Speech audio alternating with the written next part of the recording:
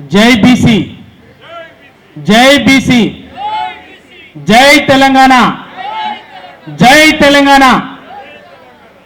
అందరికీ నమస్కారం.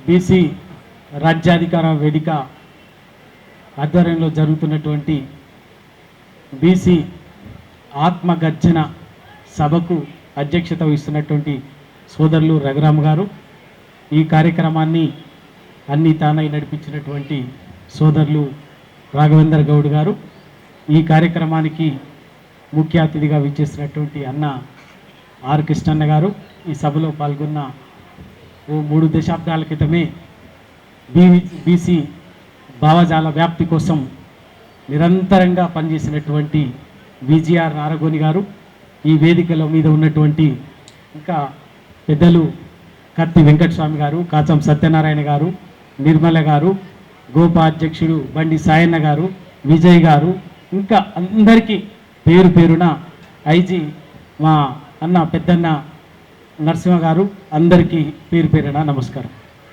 నేను ఇప్పటికీ అందరూ కొంచెం అనీజీగా ఉంది కాబట్టి ఎక్కువ మాట్లాడకుండా 2 విషయాలు చెప్తాను. నిజంగా ఈరోజు సభ మనం ఆత్మగర్జన సభ అని పెట్టుకున్నాం బీసీ. నా ఉద్దేశంలో ఆత్మ గర్జన కంటే ఇప్పుడు మనం ఆత్మశోధన జరగాలి. బీసీల తెలంగాణలో బీసీల ఆత్మశోధన జరగాలి. ఎందుకు అంటే నిజంగా ఈ తెలంగాణ గడ్డ మీద మనం లేకుండా ఏ సామాజిక ఉద్యమం లేదు, సామాజిక విప్లవం లేదు. అది తెలంగాణ సాయుధ రైతాంగ పోరాటం కావచ్చు, రజాకర్ల పోరాటం కావచ్చు, నక్సల్బరీ పోరాటం కావచ్చు, కమ్యూనిస్టు ఉద్యమాలు కావచ్చు, ఆఖరికి ఆదివాసీ ఉద్యమాలను కూడా నడిపించినటువంటి వాళ్ళం మనం.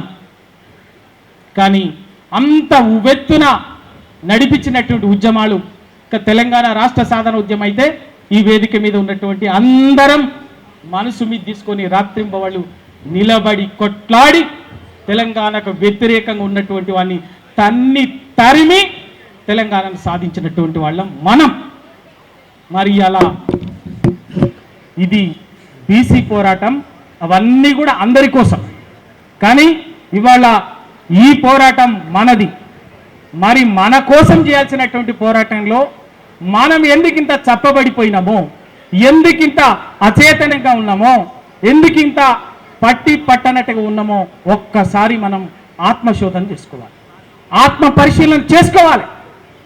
ఎందుకు అంటే నిజంగా కూడా ఈ పాటికి ఎక్కడో క్షేత్రస్థాయి నుంచి ఊరు నుంచి హైదరాబాద్ దాకా మండాల్సినటువంటి తెలంగాణ బీసీల కోసం మనం 7 దశాబ్దాలుగా మనం అనుభవించినటువంటి గోస, అణచివేత, దోపిడి, వివక్ష అంతా ఇంత కాదు. ఇక నేను కొత్తగా లెక్కలు చెప్పాల్సినట్టు అవసరం లేదు.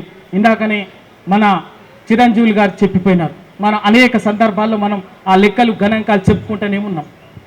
మరి అయినా కూడా ఇవాళ మనం 42% రిజర్వేషన్లు ఇస్తామంటే మనం అన్నాం. లేదు, దాన్ని తీసేసి 23కే జీవించేసి ఎన్నికలు పెడితే మనకు నుంచి స్పందన లేదు, తప్పు అని చల్లబడ్డాం.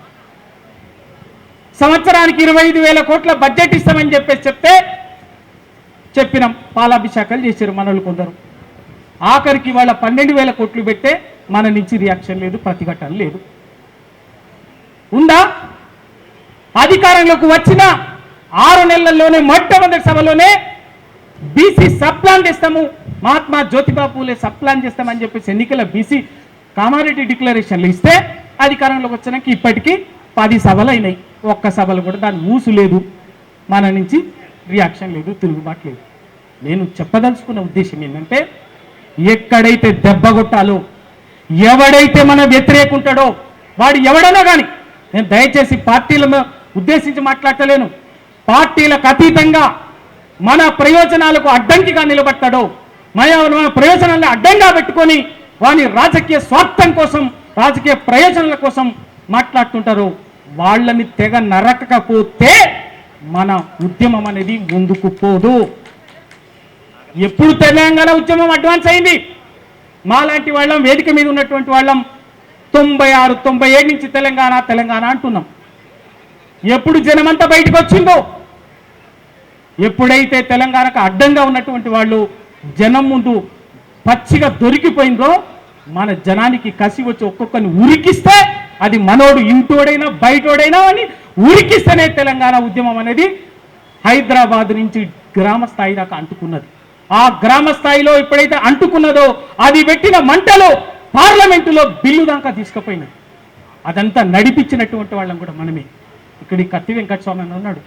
వాస్తవంగా ఆ రోజు యాక్సిడెంట్ అయ్యి కొంత ప్రమాదంలో ఉండి కూడా తెలంగాణ ఉద్యమాన్ని నడిపించినటువంటి వాడు.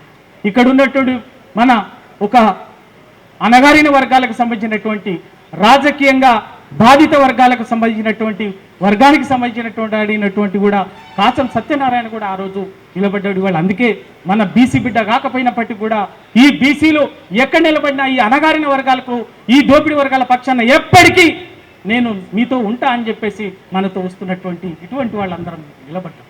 తెలంగాణ వ్యతిరేకులను ఉరికిచ్చిన రాజకీయంగా సభల్లో బిడ్డ నీ సంగతి చాలు, నువ్వు చెప్పి ఉపన్యాసాలు చాలు, మాటలు చాలు, తెలంగాణ కోసం నిలబడతావా నిలబడవా, లేకపోతే ఇక్కడి నుంచి చెక్కై అవసరమైన నీ ఉపన్యాసాలు అక్కర్లేదు, నీతి వాక్యాలు అక్కర్లేదు, ఉరికిస్తేనే తెలంగాణ సాధ్యమైంది. ఇవాళ మరి మనం బీసీలు ఏం చేస్తున్నాం? ఆ పని ఎందుకు చేయలేకపోతున్నాం? దయచేసి క్షమించండి, నన్ను తిట్టినా పర్వాలేదు. ఎందుకంటే నేను కసిగా నిజాయితీగా నిబద్ధతతోటి ఏ జెండా ఎత్తినా ఏ ఎజెండా మాట్లాడినా గదే నిజాయితీతో నిలబడతా. మాటల కోసమో లేకపోతే మెప్పు కోసమో నేను మాట్లాడను. నేను ఒక్కడ మాట మాట్లాడిన అంటే బరాబర్ అన్నిటినీ ఎదిరించే నేను దానికోసం నిలబడతా, ఆ ఎజెండా కోసం నిలబడతా. ఇవాళ తెలంగాణకు మిగిలింది ఒక్కటే, బీసీలకు రాజ్యాధికారం రావడం ఒక్కటే ఈ తెలంగాణ సమాజానికి పరిష్కారం తప్ప మరి ఏది కాదు. దానికోసం మనం నిలబడదామా లేదా, కలబడదామా లేదా, కొట్లాడదామా లేదా ఇవాళ మనం తెలుసుకోవాల్సింది. లేదు అనుకుంటే, మన చేత కాదు అనుకుంటే, మన శక్తి ఒడిగిపోయింది అనుకుంటే సప్పుడు కాకుండా ఎవరి వాళ్ళం ఎవరు బతుకులాల బతుకుదాం. ఇక వద్దిగా దయచేసి ఇవాళ తెలంగాణలో ఒక పెద్ద విప్లవం పుట్టిందంటే, ఒక నక్సల్ బరి పుట్టిందంటే ఏంటిది? హైదరాబాదు కళాశాలలో యూనివర్సిటీ స్థాయిలో రేగినటువంటి నిపురవ పల్లెల్లోకి పోదామనేటటువంటి ఒక కార్యక్రమంతో మొత్తం తెలంగాణని దావానాలుగా అందించి వాళ్ళ దేశానికి ఒక మావోయిస్టు ఉద్యమాన్ని అందించింది. ఎంత మార్పులు తీసుకొచ్చి, మామూలు మార్పులు రాలే. 170 చట్టాలు వచ్చినాయి, ఆదివాసీ చట్టాలు వచ్చినాయి, భూ సంస్కరణ చట్టాలు వచ్చినాయి, అనేకం వచ్చినాయి అక్కడి నుంచి పుట్టినటువంటి విప్లవం నుంచి.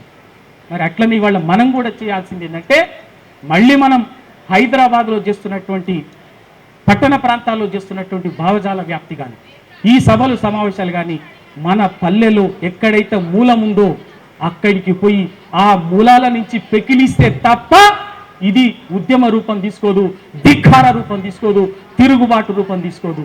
భావజాల వ్యాప్తి నుంచి ప్రశ్నించడం రావాలి, ప్రశ్నించే నుంచి ఒక ధిక్కార రూపం తీసుకోవాలి, ధిక్కారం నుంచి తిరుగుబాటు రూపం తీసుకున్నప్పుడే మార్పు జరుగుతుంది తప్ప కేవలం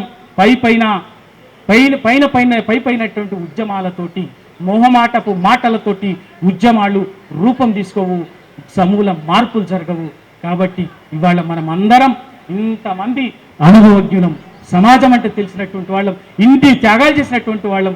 వాళ్ళ ఇందాకనే మన ఆర్ కృష్ణన్న 50 ఏళ్ల నుంచి ఒక పీఠానికి పెద్దలు ఒక బీసీ పీఠం పెట్టుకొని బీసీలకు ఒక పెద్ద దిక్కులాగా ఉన్నాడు. ఆ రోజే 50 ఏళ్ల క్రితం ఒక దిక్కులాగా ఉండే, ఏదైనా ఉంటే వచ్చేది.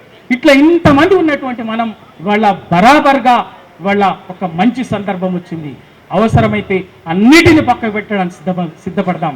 రాజకీయాలకు అతీతంగా తెలంగాణ ఉద్యమం ఏ విధంగా అయితే జరిగిందో, ఒక్క తెలంగాణ రాష్ట్రమే మా ఎజెండా అనేటువంటి లక్ష్యంగా జరిగిందో, ఇవాళ తెలంగాణలో అదే విధంగా మా బీసీల రాజ్యాధికారమే ఏకైక ఎజెండా అనేటటువంటి ఎజెండాగా కనుక మనం అందరం పనిచేస్తేనే ఇది అవుతుంది తప్ప, లేకపోతే మనం మాట్లాడుకోవటానికో లేకపోతే మనం పనిచేస్తున్నామని చెప్పేటువంటి మన ఈగోని సాటిస్ఫై చేసుకోవడం కోసం తప్ప మరి ఇంకేమి కాదు. ఇప్పటికే అలిసిపోయినాం, అందరం మోసపోయినాం, గోసపడుతూనే ఉన్నాం నిరంతరం.